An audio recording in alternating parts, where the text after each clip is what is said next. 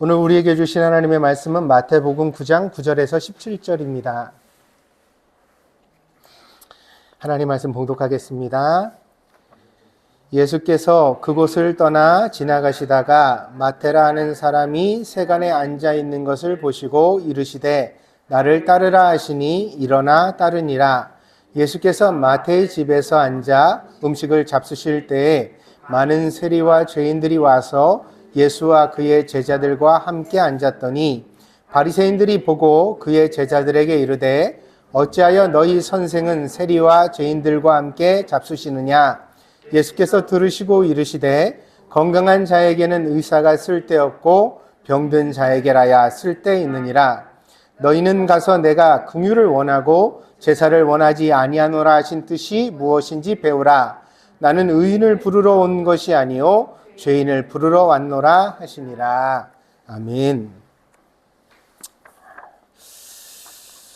지난주부터 마태복음 9장을 강의해 가고 있습니다. 지난주 주간에는 1절부터 8절까지 말씀을 가지고서 은혜를 받았고 오늘은 9절에서 17절 말씀을 나누고자 합니다. 구약 성경에 보면 엘리야라는 선지자가 있습니다. 이 선지자가 사역을 했던 때에는 아합이라는 그런 왕이 있었는데 이스라엘 역사 속에서 가장 악한 왕으로 일컬어지는 사람입니다. 이 아합 왕에게는 왕비가 있었는데 이세벨이라고 했습니다. 근데 이웃 나라의 공주였는데 이스라엘로 시집을 오면서 이 여자가 자기가 섬기던 신을 섬길 수 있는 많은 것들을 가지고 이스라엘로 왔습니다. 왜냐하면 이세벨이라는 여자가 공주이면서도 또한 이방신의 제사장이었기 때문입니다. 이때부터 북이스라엘의 우상 숭배가 굉장히 크게 번져가기 시작했습니다. 많은 곳에 제단이 만들어지고 우상이 만들어지고 사람들은 그 신을 섬기게 되었습니다. 선지자였던 엘리야는 이런 시대를 보면서 통탄하지 않을 수가 없었습니다. 그래서 엘리야는 마침내 갈멜산에서 대결을 제안하게 됩니다. 누구의 하나님이 진짜 하나님인지 한번 사람들 앞에서 따져보자. 그래서 아세라 그리고 또 바알이라는 우상을 섬기는 선지자들이 무려 850명이나 그 산에 모였습니다. 그런데 하나님 편에 서는 선지자는 엘리야 혼자였습니다. 둘이 서로 갈라져서 제단을 만들어 놓고 과연 어느 하나님이 응답하시는가를 겨루게 되었습니다. 만약 여기서 진다면 그 목숨을 내어놓아야 하는 굉장히 엘리야에게는 큰 위기의 대결이었습니다. 그때 하나님은 이 엘리야의 기도에 응답하셨고 불로 나타나셨습니다. 하나님의 응답을 본 이스라엘 백성들은 크게 감동했습니다. 맞아, 우리 조상의 하나님 여호와 하나님이지. 우리가 그 하나님을 섬기다가 그만 우상 숭배에 잘못된 길에 빠지고 말았구나. 이때 사람들은 모두 다 크게 일어나서 850명이나 모여있는 이 이방 우상을 섬기는 제사장들을 돌로 쳐서 없애고 맙니다. 엘리야는 크게 승리하는 것 같았습니다. 그러나 정치 권력은 전혀 동요하지 않았습니다. 아무리 이방인 제사장을 850명이나 돌로 쳐 죽였다 하더라도 왕은 왕이고 왕비는 왕비였습니다. 오히려 왕비 이세벨은 자기의 사람들이 죽은 것을 복수하기 위해 이때부터 엘리야를 추격하기 시작합니다. 엘리야는 목숨이 살기 위하여 광야로 도망가야 했습니다. 우리가 성경에 광야라고 쓰는 땅은 사실 사막과 방불한 땅입니다. 거긴 사람이 살 수 없고 먹을 것도 구할 수 없는 곳이죠. 엘리야는 광야에 들어가서 로뎀나무라는 한 낮은 나무 그늘에 앉아서는 하나님 앞에 기도를 하는데 이제는 조카오니 그만 죽기를 원합니다. 그러면서 기도를 했습니다. 그때 비몽사몽간에 정신을 잃어가는 이 엘리야에게 천사가 나타났습니다. 그리고 천사가 음식을 엘리야에게 먹였는데 수종을 들어서 숯불에 구운 떡과 물을 마시게 했습니다. 역시 뭐든지 숯불로 만들면 맛있어요. 그죠? 그래서 이 성경을 읽으면서 바베큐를 빨리 해야겠다. 이런 생각을 했습니다. 안 웃으시네. 음식을 먹고 기운을 차린 엘리야는요, 하나님이 주신 음식이니까 천사가 가져왔으니까 이 음식이 얼마나 귀하겠어요. 그 음식을 먹고 나니 기운이 났는데 배가 고프지 않은 거예요. 성경에 뭐라고 되어져 있냐면 40주 40야 40일 낮밤을 달려가서 하나님의 산인 호렙산에 이르게 됩니다. 모세가 하나님을 만났던 곳, 떨기나무에 불이 붙었지만 그 나무가 타지 않던 신비한 체험이 있었던 그 호렙산에 엘리야도 도달한 것입니다. 그리고 몸을 숨겨 어느 굴에 들어갔습니다. 그리고 하나님께 호소하며 기도를 했습니다. 하나님, 아무리 싸워도 이 싸움은 끝나지 않습니다. 불의한 왕은 여전히 힘이 세고 나는 도저히 지쳐서 더 이상 나아갈 수가 없습니다. 하나님은 어떻게 해야 합니까? 그러자 하나님이 그때 엘리야를 굴 밖으로 잠시 나오라고 부르십니다. 나가봤더니요, 그때부터 하나님이 엘리야에게 자기를 보이시는데 처음에는 지진도 나고요, 큰 바람이 불어가지고 막 바위가 부스러지고요, 그리고 막 불도 나타나요. 모세 앞에 나타났던 불처럼 신비한 불이 나타나요. 근데 그 성경 구절의 묘미는 뭐냐면 지진과 바람과 불 가운데 하나님은 계시지 않더라라는 것입니다. 그리고 마지막에 하나님이 진짜 엘리야 앞에 나타나셨는데 어떻게 나타나셨냐면 성경에 쓰여져 있기를 세미한 음성 가운데 나타나셨다 그랬어요. 세미하다는 말은 귀를 기울여야 겨우 들릴 만큼 아주 작고 고요한 소리 가운데 하나님이 나타나셨다는 것입니다. 엘리야는 하늘에서 불이 떨어지는 응답과 많은 적군을 무찌르는 승리 가운데 하나님이 계실 거라고 생각했지만, 그리고 그 승리가 계속되지 않는다면 더 이상 하나님은 계시지 않는 것이라고 생각했지만, 하나님은 엘리야에게 보여주시는데 그게 아니라는 거예요. 기적 좋아하지, 눈에 보이는 거 좋아하지, 신비한 체험하는 거 좋아하지, 그러나 그것이 나의 본질은 아니란다. 하나님은 어디에나 계십니다. 그러나 어디에나 계시다는 말은 어디에도 계시지 않다는 말과 같습니다. 왜냐하면 어디에나 계신 그 하나님을 우리는 항상 느끼고 경험할 수가 없기 때문입니다. 하나님의 임재는 신비입니다. 그리고 또한 계시입니다. 계시라는 말은 그 뜻이 감추인 것을 드러나게 한다는 뜻입니다. 다시 말하면 하나님은 어디에나 계시지만 감추어져 있는 분이라는 거예요. 우리가 보려고 해도 볼 수가 없어요. 들으려고 해도 들을 수가 없어요. 그런데 하나님이 그 자기 자신을 드러내 주실 때 감추었던 하나님이 비로소 나타나 우리가 그 하나님을 경험하고 만나게 되어진다는 것입니다. 사람은 너무 거대해도 보지 못하고 너무 작아도 보지 못합니다. 그래서 여러분, 이 지구가 돌아가는 태양 주위를 가면서 돌아가는 속도가 막 엄청나게 빠른 속도로 돌고 있다고 그러잖아요. 그리고 그 지구가 자전하는 소리도 엄청나게 크답니다. 근데 우린 듣지 못하고 살아가잖아요. 너무 작은 세계도 보이지가 않습니다. 그런 시야의 한계, 경험의 한계를 가지고 있는 우리에게 하나님께서 일부러 우리의 시야 안으로 들어와 주시는 것입니다. 하나님의 음성이 어디에나 있지만 우리가 듣지 못하는데 우리가 들을 수 있는 주파수로, 우리가 들을 수 있는 언어로 나타나 주시는 것입니다. 이것이 하나님의 계시입니다.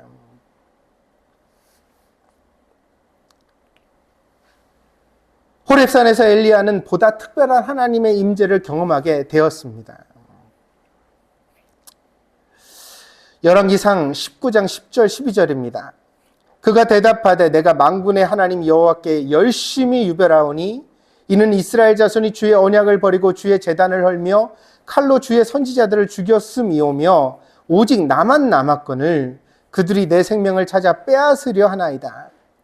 여호와께서 이르시되 너는 나가서 여호와 앞에서 산에 서라 하시더니 여호와께서 지나가시는데 여호와 앞에 크고 강한 바람이 산을 가르고 바위를 부수나 바람 가운데 여호와께서 계시지 아니하며 바람 후에 지진이 있으나 지진 가운데도 여호와께서 계시지 아니하며 또 지진 후에 불이 있으나 불 가운데도 여호와께서 계시지 아니하더니 불 후에 세미한 소리가 있는지라. 우리의 삶도 하나님이 주시는 세미한 음성들로 가득 차 있는지도 모릅니다. 여러분, 동방의 박사들이 어느 날 별을 봤잖아요. 이상한 별을. 그리고 그 별을 보고서 느꼈어요. 깨달았어요. 뭐요? 아, 세상에 이상한 일이 생겼구나. 세상을 구원할 구주가 이 세상에 오시려나 보다. 하늘의 별은 누구나 볼 수 있는 징조입니다. 그러나 이 동방박사 세 사람 이외에 그 별을 따라 길을 나선 사람은 없었습니다. 하늘에 그 별이 이상하다는 건 많은 사람들이 봤을 겁니다. 그런데 아무도 굳이 길을 떠나 그 구주를 만나보려는 생각을 가지지 않았습니다. 심지어 유대 땅 베들레헴에 갔을 때 이 동방박사들이 묻습니다. 도대체 유대인의 구주는 어디서 나온다고 태어나신다고 되어 있느냐? 그랬더니 성경학자들이 헤롯궁에 모여가지고 대답을 하는데 선지자의 예언에 구주는 베들레헴에 나신다고 되어져 있다. 이렇게 대답을 합니다. 성경을 알았습니까? 몰랐습니까? 알았죠. 잘 알고 있었어요. 베들레헴이 예수님의 탄생처가 된다는 걸 익히 알고 있었습니다. 베들레헴이 그럼 예루살렘에서 먼 곳입니까? 아닙니다. 오늘날에도요. 사람의 도보로 2시간이면 갈 수 있는 작은 마을이랍니다. 근데 예수님이 태어나던 그 날에 아무도 예루살렘에서 예수님을 찾아온 사람은 없었습니다. 성경을 알고 있었지만 그 예언을 익히 알고 있었지만 동방박사가 가서 이상한 별이 떴다는 것을 말했지만 그 모든 이야기를 무시하며 자기 일상을 살아가고 있었습니다. 귀찮고 불확실하고 모르겠고 전혀 그럴듯하지 않기 때문에 우리는 세미한 하나님의 음성을 무시하며 살아가는 것에 익숙해져 있는지도 모릅니다. 하나님이 우리에게 말씀해 주시는데 우리가 그거를 들으려고 하지 않아요. 결국 우리가 예배를 드리고 기도를 하는 것은 그 세미한 하나님의 음성을 되찾고 그 음성에 복종하는 삶을 살아가기 위해서입니다. 그러므로 오늘 이 자리에도 하나님의 세미한 음성이 들리기를 축복드립니다. 그 음성을 들을 때 어떤 핑계도 대지 말고 복스럽게 순종할 수 있는 저와 여러분들이 되어지기를 바랍니다. 안 들려 그러는데 사실 안 들리는 게 아니에요. 안 듣고 싶은 거죠. 왜? 하나님 말씀은 언제나 우리를 귀찮게 하거든요. 언제나 우리를 조금 힘들어지게 하는 것 같아요. 그러나 여러분 아십시오. 사실은 그 하나님의 말씀에 순종할 때 우리에게 큰 복이 되어지는 줄 믿습니다. 네. 그게 당장은 나한테 손해가 되는 것 같아도 그렇지 않아요. 신앙생활을 오랫동안 해온 분들은 모두 다 경험하는 일입니다. 오늘 마태가 기록하고 있는 사건은 마태 자신이 예수님의 제자가 되는 이야기입니다. 9절에 보니까 지나가시다가 라고 기록되어 있는데 이는 마태가 당시의 대표적인 세금이었던 통행세를 거두는 세리였다는 사실을 말하고 있는 것입니다. 당시 시대에는 대표적인 세금이 2가지가 있었는데요. 인두세라고 해서 머리 숫자만큼 세금을 내는 거죠. 그래서 가족이 몇 명이 태어났는지 주민등록증 같은 게 없으니까 몰랐습니다. 그래서 이제 마태복음 시작에 보면 예수님의 탄생 때에 아우구스투스라는 로마의 황제가 호정령을 내리죠. 각기 고향에 가서 출생신고를 해라. 왜 이걸 합니까? 호구조사를 하려고 그러는 거 아니에요. 인두세를 거두기 위해서 도대체 사람 숫자가 몇 명의 인구가 되는지를 알고자 조사했던 것입니다. 이것이 이제 기본적인 세금이 되어지고 그 다음으로 당시 대표적인 세금이 통행세였습니다. 그러니까 마을과 마을을 지나갈 때는요, 관문을 만들어 검문소 같이 만들어 놓고요, 지나가는 모든 사람들은 이게 세금을 일정 거두었습니다. 그 세금을 담당했던 세리가 마태였던 것입니다. 그러니까 마태는 어느 날 출근했다가 예수님의 제자가 된 것입니다. 출근해가지고 자기 일을 잘 하고 있는데 그때 예수님이 지나가시는 거예요. 예수님한테 돈 주세요, 돈.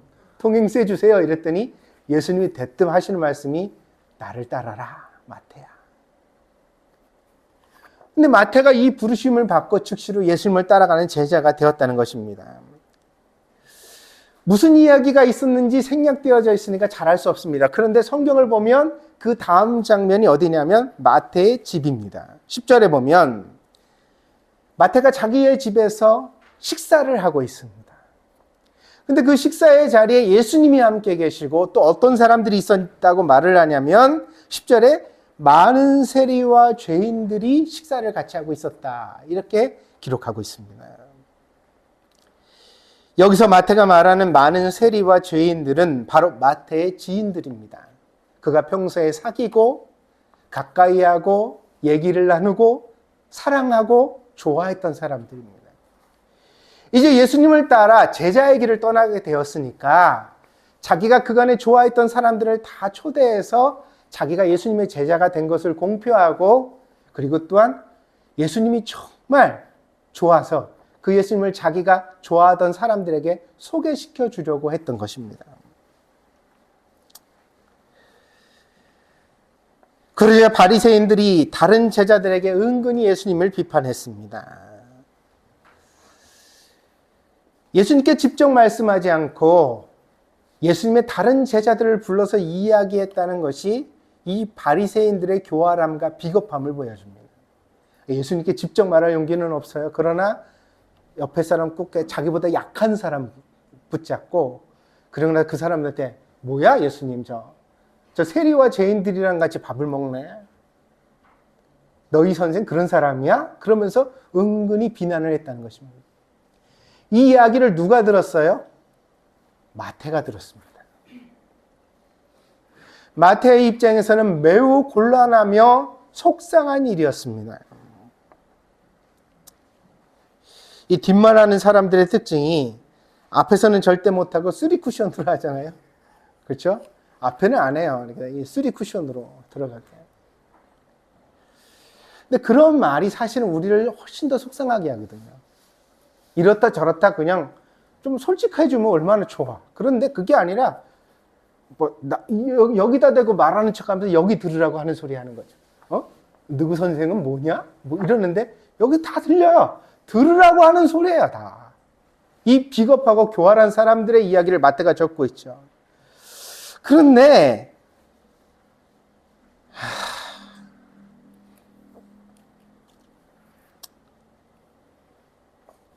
여기서 마태가 바리새인들의 입을 통해서 나오는 표현을 또 반복합니다. 11절에 보면 세리와 죄인들이라는 표현이 10절과 병행돼서 두 번 반복돼 나오는 걸 보세요. 하나는 마태가 적은 거고 하나는 바리새인들이 말한 거예요. 바리새인들이 그렇게 말한 것을 마태가 받아내고 있는 거죠. 예수님께 조금이라도 보답하기 위해 마련한 식사 자리가 예수님을 비난하고 명예를 실추시키는 자리가 되었으니 이 자리를 마련한 마태에게는 얼마나 속이 상하고 미안하고 죄송스러운 일이겠습니까? 차라리 이럴 바에는 만찬을 초대하지 말 것을 그랬나? 아니, 나같이 죄인과 세리들의 범주에 들어가는 나 같은 놈은 예수님 제자 되는 것을 사양하고 그냥 세금이나 거두며 살았어야 되는 것 아닌가? 아마 마태는 그런 생각을 했을지도 모릅니다. 그런데요, 예수님은 참 기가 밝으십니다. 직접 이야기한 적은 없는데도 언제나 예수님은 잘 들으셨습니다. 본래 엿듣기를 잘 하시는 게 예수님의 장기인지도 모릅니다. 그래서 오늘 설교 듣는 여러분들, 우리도 말할 때 조심합시다. 예수님이 우리 얘기를 엿듣고 계실지도 모르기 때문에. 12절에 보니까 이렇게 시작해요. 예수님께서 들으시고, 예수님께 직접 말한 사람이 있어요, 없어요? 없어요. 근데 예수님이 들으셨대요. 들으시고 즉시로 말씀을 하십니다. 12절입니다. 예수께서 들으시고 이르시되 건강한 자에게는 의사가 쓸데없고 병든 자에게라야 쓸데있느니라. 너희는 가서 내가 긍휼을 원하고 제사를 원하지 아니하노라 하신 뜻이 무엇인지 배우라. 나는 의인을 부르러 온 것이 아니요 죄인을 부르러 왔노라 하시니라. 긍휼을 원하고 제사를 원하지 않는다는 말씀은 호세아서 6장 6절을 인용하신 것입니다. 예수님도 성경을 인용하셨어요. 예수님이 말씀하시면 다 성경 아니냐? 맞죠? 그런데 예수님이 구약 성경을 인용하시는 자리가 몇 자리 나옵니다. 이것은 아마도 바리새인들이 들으라고 하신 말씀입니다. 왜냐하면 이 바리새인들은 율법을 목숨처럼 아끼고 사랑했다고 자부했기 때문입니다. 바리새인이라는 이름도, 바리새라는 이름도 구별된 사람들이라는 뜻입니다. 율법을 목숨처럼 지켜 세상의 죄인들과는 구별된 특별한 사람들이라고 자기 자신들을 가리켜 불렀던 것입니다. 그런 그들이 호세아서 6장 6절을 몰랐을 리가 없습니다. 분명히 읽었고 알고 있었습니다. 그러나 이 호세아서에 나와 있는 말씀을 이해하지도 않았고 감동하지도 않았고 지키지도 않았습니다. 그들이 진정으로 구약만 잘 이해했다 하더라도 적어도 바리새인들이 예수님을 대하는 태도는 많이 달랐을 것입니다. 그러니까 아는 것과 믿는 것은 다르다는 이야기죠. 지식적으로는 성경을 잘 알고 있었지만 마치 헤롯의 궁전에 있었던 사람들이 구주는 베들레헴에서 태어날 거야 라고 알고는 있었지만 가서 경배할 생각은 전혀 없었던 것처럼 바리새인들도 호세아서 6장을 수도 없이 읽었지만 거기 나오는 긍휼이라는 것이 어떤 마음인지를 모른 채 살아가고 있었다는 것입니다. 우리는 안다고 생각하는 함정을 조심해야 합니다. 특별히 자기를 살피지 못하는 분들이 많습니다.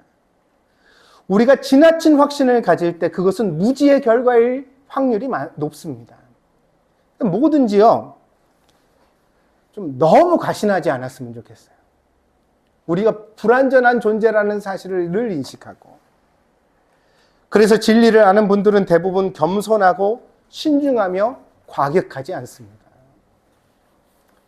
우리의 태도에 만약 과격함이 깃들어 있다면 우리가 하나님의 말씀을 제대로 알고 있지 못하다는 것은 아닐까 생각해 보셨으면 합니다.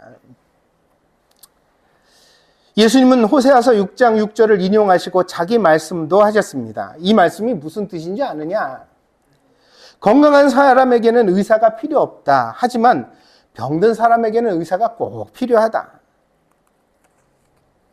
이 말씀은 죄인을 반드시 악인으로 규정하지 않고 그 자신의 의지와 상관없이 연약하여 넘어진 사람, 그러니까 곧 병자로 이해하시는 예수님의 긍휼의 마음이 담겨져 있습니다. 거기 있는 세리와 죄인들이 죄를 지은 건 사실, 하나님의 율법을 어긴 것은 사실입니다. 그러나 이 사람들이 꼭 그렇게 하고 싶어서 그랬겠느냐? 살다 보니까 힘들어서 어려워서 못 배워서 몰라서 어리석어서 그렇게 된 것이 아니겠느냐? 그렇다면 이 사람들은 병자와 같다 말씀하신 것입니다. 이 따뜻한 시선으로 사람들을 보는 관점이 바로 호세아서 6장 6절이 말하고 있는 긍휼의 마음인 것입니다. 긍휼은 자기보다 약한 사람에 대하여 가지는 따뜻한 사랑을 의미하기 때문입니다. 때문에 예수님은 13절에서 자기의 사역을 이렇게 정의하십니다. 내가 온 것은 죄인을 부르러 왔다. 죄인을 회개시키러 왔다. 몰라서 죄 지은 사람들이 자기 죄를 뉘우치고 하나님의 자녀로 회복되게 하기 위하여 내가 이 땅에 왔다고 말씀하십니다. 이 말씀은 마태에게 큰 감동과 충격을 주었을 것입니다. 마태는 이 말씀을 평생 잊지 못했습니다. 그가 해야만 하고 목숨을 걸고 가야만 하는 길에는 바로 예수님이 말씀하신 이 사명이 자리하고 있었던 것입니다. 마태가 평생을 살아가는데 자기 삶의 목적을 뭘로 두었어요? 그래, 맞아. 병든 사람들에게 가서 의사가 고침을 주듯이 하나님 말씀 몰라서 혹은 의지가 약해서 그 마음에 하나님을 섬기고 싶지만 여러 가지 우여곡절로 인하여 죄인이 될 수밖에 없었던 사람들을 복음으로 돌아오게 하고 예수님을 통해 하나님의 자녀가 되게 하는 것, 그게 내 사명이지.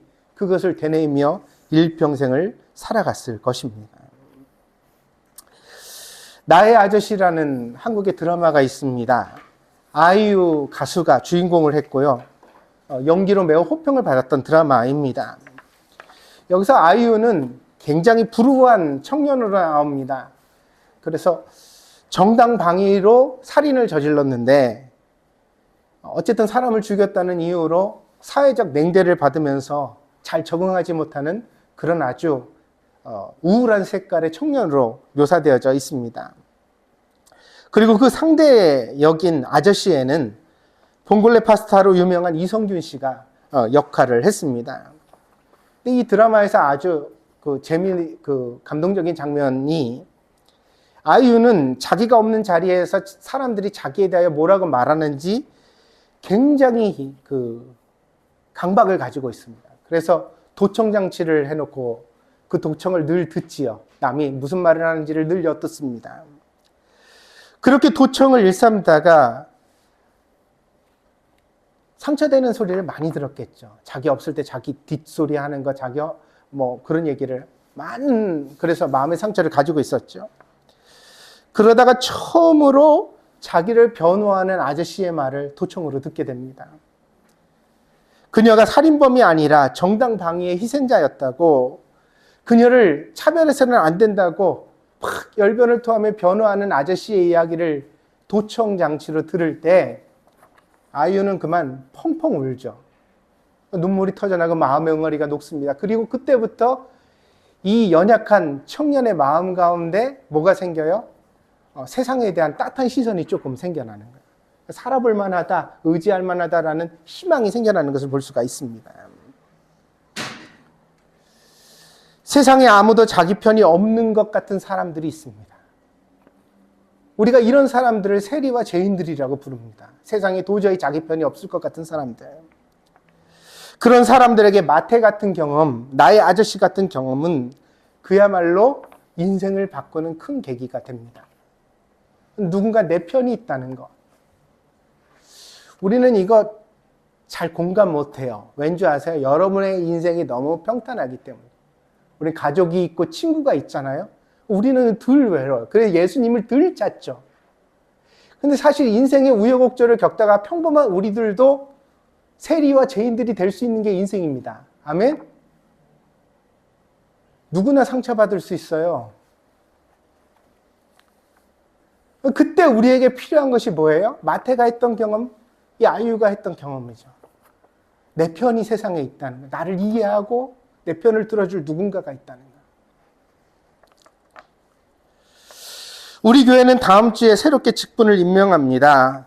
목사로서 교회가 봄의 길목에 서 있다고 생각하고 있습니다. 그래서 요즘 숙고하는 중입니다. 여전히 안 들리는 사람들은 안 들리겠지만 할 수 없습니다. 들리는 사람들이라도 밀고 끌고 앞으로 나아가야 한다고 생각합니다. 그래도 안 들리는 사람들은 오죽하면 그럴까라고 생각하기로 했습니다. 일부러 안 듣는다고 생각하지 말고 얼마나 인생이 오죽하면 이렇게 잘 안 들릴까. 새로 직분을 맡을 분들하고는 이미 자리를 마련하고 양해를 구해왔습니다. 다음 주까지도 계속 기도하고 더 이야기를 나눠볼 생각입니다. 제가 바라는 바는 되도록 모두가 자발적으로 기쁘고 감사하게, 그리고 무엇보다 감동을 가지고 교회를 섬겨갔으면 합니다. 그래서 한 사람도 부담을 느끼거나 이제부터 어떻게 내가 어떻게 특별히 해야 되지 이런 생각하지 마시고, 그게 아니라 기쁘고 감사한 교회 만들자. 아멘? 그걸 위해서 내가 어떻게 함께 할 수 있을까? 그 고민, 그 이야기를 같이 나눠갔으면 합니다. 그래서 자리를 마련하면서 모르시는 분들에게 교회 이력과 저의 소회를 설명하는 기회가 있었습니다. 그래서 제가 16년 동안 일본에 와서 어떻게 교회를 해왔고, 무슨 일이 있었고, 사람들은 어땠고, 나는 마음이 어땠고, 이런 얘기를 했습니다.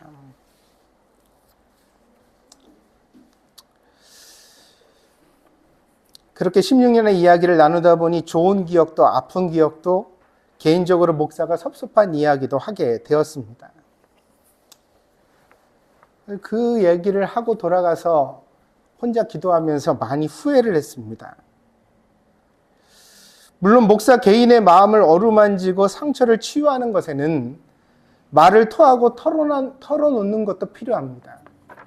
나 이거 사실은 섭섭했어요, 속상했어요, 이런 얘기를 목사도 해야 살 수 있습니다.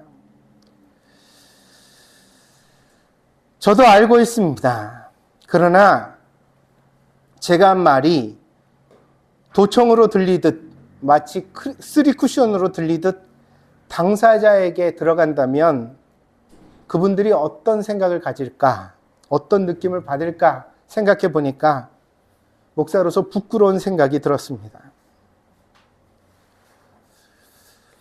그러면서 지난 몇 주 동안 사실 저는요, 난 참 예수님답지 못하다. 맨날 예수님처럼 살자고, 예수님처럼 되자고 설교하면서 난 참 예수님처럼 못하는 목사구나. 그런 생각을 했습니다. 내 안에 재산은 있지만 긍휼은 없구나. 여전히 나는 예전에 나를 섭섭하게 한 사람들을 용서하지 못한 채 살아가고 있는 것은 아닐까?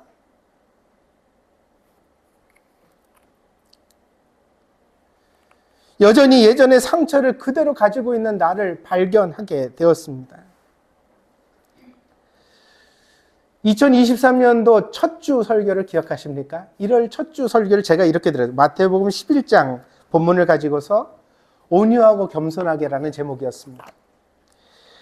거기서 예수님의 마음을 본받으라고 설교하면서 예수님의 온유를 이렇게 설명드렸습니다. 온유한 마음은 자기 자신의 마음이 부드러워서 남에게 상처를 주지 않을 뿐 아니라 그 부드러움으로 자기 자신도 상처받지 않는 마음이다.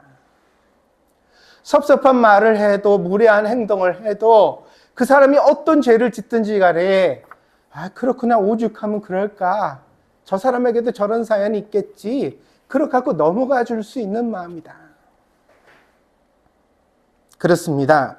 온유한 예수님은 누가 뭐라 해도 상처를 받지 않으셨습니다. 그러나 저는 수많은 상처를 숨긴 채 목회하고 있습니다. 그것이 내 마음에서 지워지지 않아서 누군가 좀 친절하고 믿을만하다고 생각되면 그런 사람들에게 내가 받은 상처, 섭섭한 마음들을 말하고 또 말하고 말하고 또 말하는 나 자신을 발견합니다. 여러분 목사가 이렇게 부실합니다.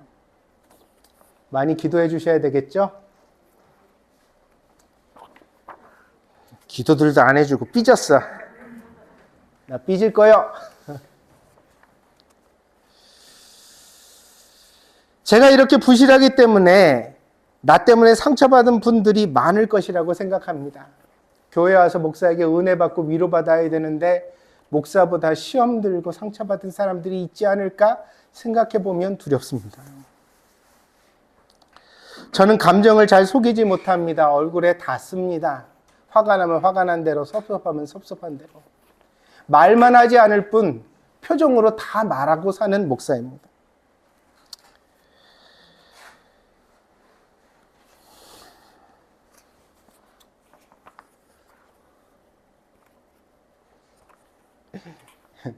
예전에 대희가 어느 날 오랫동안 교회를 안 오다가 저한테 전화를 줬어요. 전화를 받을 때 지한테 굉장히 힘든 일이 생긴 거예요. 목사하고 의논하려고 전화를 한 거예요. 근데 제가 뭐라 그런 줄 아세요? 야, 너 그렇게 살아서 되겠냐? 그랬더니 대희가 나중에 장소 집사님한테 전화를 해가지고 목사님한테 혼났다고 그러더래요. 진짜 나는 그런 의도가 아니었어요. 그런데 아유, 참 옹졸하죠.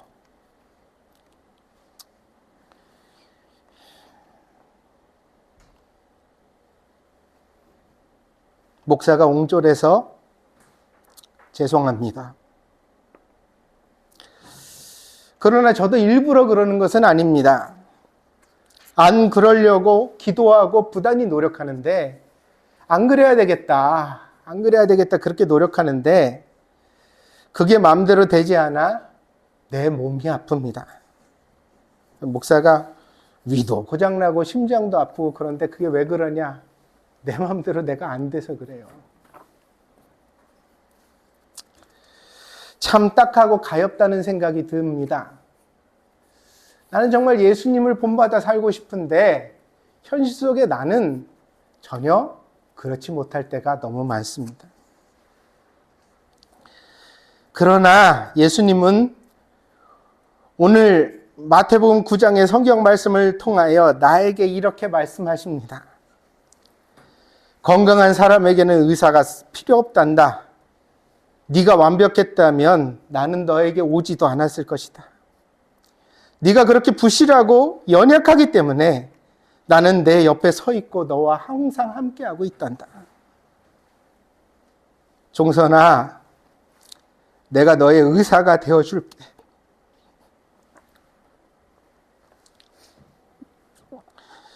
너의 옹졸함을 덮어줄 좋은 성도들을 너에게 보내줄게.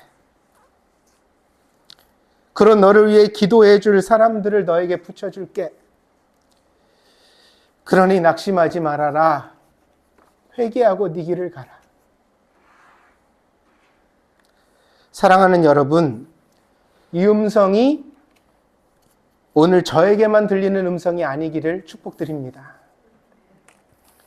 예수님은 나의 아저씨 같은 분입니다. 우리가 없는 자리에서도 우리를 욕하지 않으십니다. 우리가 없는 자리에서 오히려 우리를 변호해 주시고 우리를 편들어 주시는 분이십니다. 히브리서는 예수님에 대하여 이렇게 말하고 있습니다. 히브리서 4장 14절입니다. 우리에게는 하늘로 올라가신 대제사장이 계십니다.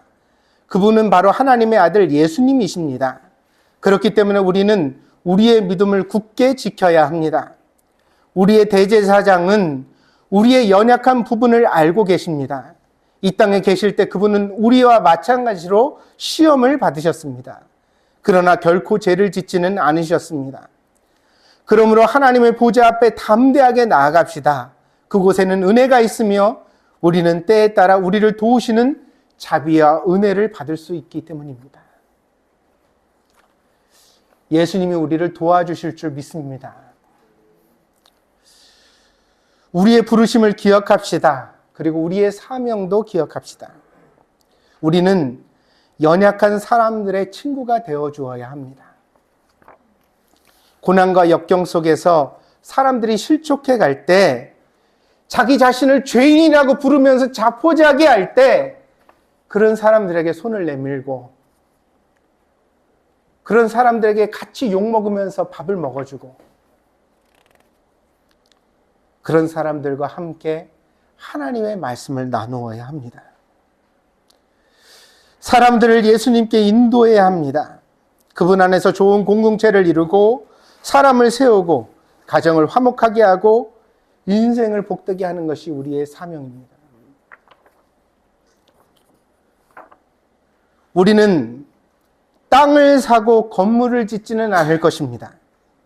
그러나 마태 같은 사람들을 찾아 그 마음속에 영원히 무너지지 않는 성전을 세울 것입니다. 단 한 주가 되어도 좋습니다. 단 한 달이 되어도 좋습니다. 이 사명에 여러분이 함께할 수 있기를 바랍니다. 제가 새로 직분을 임명하려고 기도를 해왔어요. 그러다가 보니까 우리 제니네가 한국에 들어가게 될 것 같다고 갑자기 얘기를 해서 어떡하지? 그러면 이제 하지 말아야 되는 건가? 그렇게 생각을 하고 있는데 잠시만요 목사님 또 그러더니 하는 얘기가 아직까지 소식이 없어서 좀 더 있을 것 같아요. 이렇게 해서 그럼 금년만 있죠?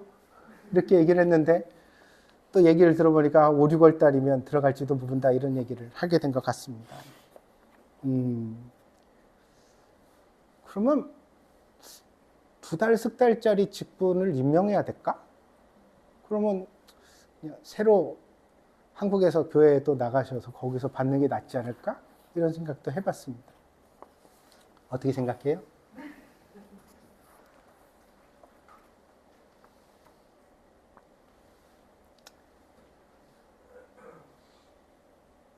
그러다가 목사가 생각을 바꿨습니다. 직분을 목사가 주는 걸까요? 예수님이 주는 걸까요?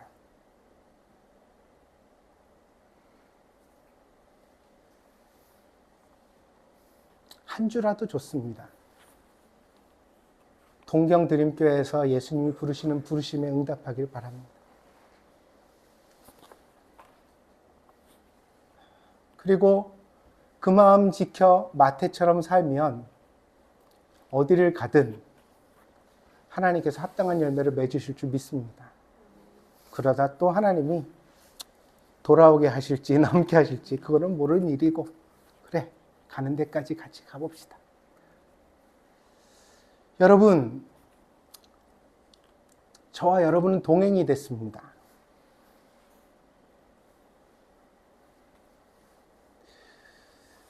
좋은 동행일지 나쁜 동행일지 그건 우리가 앞으로 만들어갈 일입니다. 지금까지 좀 실수가 있었다 하더라도 너무 후회하거나 낙심하지 말고 지금부터라도 잘해봅시다. 좋은 신앙생활에 함께 전력합시다. 우리를 왜 부르셨는지 이해하고 그 부르심에 합당한 교회를 세우도록 신앙생활을 하도록 다 같이 함께 마음을 모두어 갔으면 합니다. 예수님은 우리 편이신 것 잊지 마시고 항상 그 마음에 위로를 얻는 여러분들 되어지기를 바랍니다. 기도하겠습니다.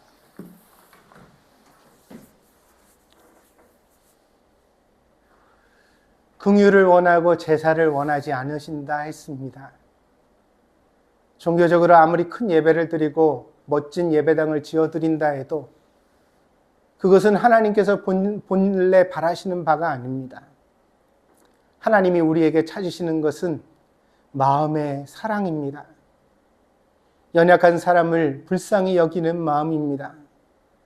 외로운 사람에게 다가가 손잡아 줄 수 있는 용기입니다. 아프고 힘들어도 내가 손해를 보아도 같이 욕을 먹어도 그런 사람들의 친구가 되어줄 수 있는 그런 믿음입니다. 주님, 예수님의 이 부르심에서 우리는 얼마나 멀리 멀어져 있습니까? 우리는 여전히 이기적입니다. 우리는 여전히 나만 생각합니다. 내가 편하려고, 내가 좋으려고. 하나님의 세미한 음성을 못 들은 척 할 때가 많습니다. 우리를 용서해 주시고 하나님의 길로 인도하여 주시옵소서. 우리가 기도한 대로 살아갈 수 있도록, 우리가 읽은 성경대로 살아갈 수 있도록, 우리가 예수님을 만나고 배운 대로 살아갈 수 있도록 우리를 붙들어 주시옵소서. 교회 생활을 많이 할수록 더 딱딱하고 이중적이 되며 비판하고 남을 정죄하는 사람이 되지 않기를 원합니다. 교회 생활을 많이 할수록 더 부드러운 마음을 가지는 우리 동경드림교회 식구들이 되게 하여 주시옵소서. 그리하여 이 동경드림교회 가운데 하나님의 영광이 충만하게 하시고 항상 회복되고 치유되며 기뻐하고 감사하는 성도들이 있게 하여 주시옵소서. 하나님 함께 하시기를 원하오며 예수님의 이름으로 기도했습니다. 아멘.